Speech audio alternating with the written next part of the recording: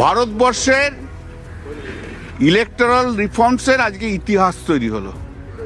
এই যে chief election commissioner ভাবতো তিনিই সব, তিনি ছাড়া কিছু হবে না, আজকে তা শেষ।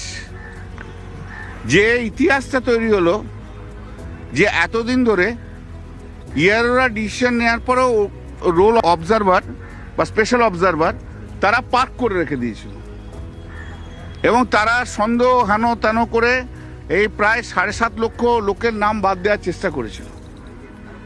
আজকে সুপ্রিম কোর্ট বলল এই যত কেস আছে, যা ক্লেম আছে, যা অবজেকশন আছে, যেগুলো ডাউটফুল আছে, যেগুলো করা হয়েছে, সেগুলো chief justice of Calcutta high court তিনি জুডিশিয়াল অফিসার্স অ্যাপয়েন্ট করবেন ইন দি লেভেল অফ, মানে লেভেলটা হচ্ছে ডিস্ট্রিক্ট জাজ এবং অ্যাডিশনাল ডিস্ট্রিক্ট জাজের লেভেলে, এবং এক্স জুডিশিয়াল অফিসারদেরও অ্যাপয়েন্টমেন্ট করতে পারেন।